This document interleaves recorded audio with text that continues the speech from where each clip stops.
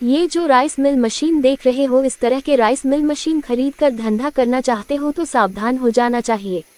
इस तरह के राइस मिल मशीन सक्सेस ना के बराबर होते हैं। बहुत से मशीन डीलर इस तरह के मिनी राइस मिल मशीन बेचने कम कर दे रहे हैं और कुछ दुकानदार तो बेचना बिल्कुल छोड़ दिए हैं। 4-5 साल पहले बहुत से डीलर 10-15 राइस मिल मशीन लाकर अपने दुकान में बिक्री करते थे। 4-5 साल बाद अब जाकर वही दुकानदारों के पास जाकर देखने पर 1-2 राइस मिल मशीन ही देखने को मिलते हैं और कुछ दुकानदार तो बिल्कुल भी राइस मिल मशीन बेचने ही छोड़ दिए हैं।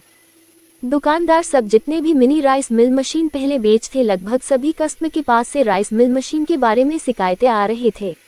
लगभग सभी कस्टमर के राइस मिल मशीन ठीक से चल नहीं रहे थे।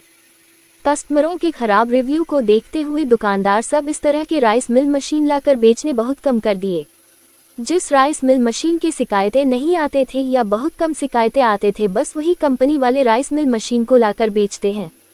दोस्तों, ये जो राइस मिल मशीन देख रहे हो बहुत दिनों से चलाया जा रहा है। इसमें से 6N40 model rice mill machine ही सक्सेस किए और 6N100 मॉडल सक्सेस नहीं हो पाए। 6N100 मॉडल वाले में ब्लैक सीटिंग आसानी से होते नहीं है। अगर जाली ब्लैक सीटिंग ठीक से नहीं हुई तो धान कुटाई ठीक से होंगे ही नहीं। कभी तो चावल को तोड़ने लगेंगे और कभी चावल के साथ धान पार होने लगेंगे। अगर सभी सीटिंग ठीक से हो भी गए तो जाली बहुत जल्दी फट जाते हैं। कुछ जाली तो इतने पतले होते हैं कि 5-6 दिन में ही फट जाते हैं। यानी यूँ कहे कि कमाई से ज़्यादा मेंटेनेंस करने में ज़्यादा पैसे चले जाते हैं। दूसरी ओर 6N40 मॉडल वाले में जाली टिक गई तो धान कुटाई अच्छी तरह से होते हैं। इसमें भी ओरिजिनल जाली लगा कर चलाओगे तभी जाली ज़्यादा दिन तक टिकते हैं और धान कुटाई अच्छी तरह से होंगे। 6N40 मॉडल वाले राइस मिल मशीन के पार्ट खराब होने पर कैसे रिपेयर करने हैं, इस चैनल पर जानकारियाँ दिए गए हैं। अगर आप खुद से रिपेयर करके धान कुटाई करोगे तो बहुत ही कम पैसों से राइस मिल मशीन मेंटेनेंस हो जाएंगे।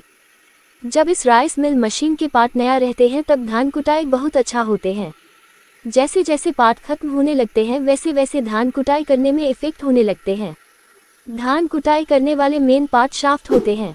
अगर शाफ्ट खत्म हो गए तो धान के साथ चावल पार होने लगेंगे और चावल भी टुकड़े होने लगेंगे। इस चैनल पर शाफ्ट को रिपेयर करके बताया गया है। अगर शाफ्ट रिपेयर करके चलाओगे तो मेंटेनेंस करने वाले पैसे ना के बराबर करने होंगे।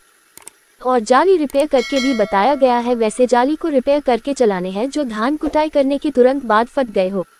यानी नया जाली तुरंत फट गए हो। कभी कभी धान के साथ किल कंकड़ पत्थर चले जाते हैं तो नया जाली भी फट जाते हैं।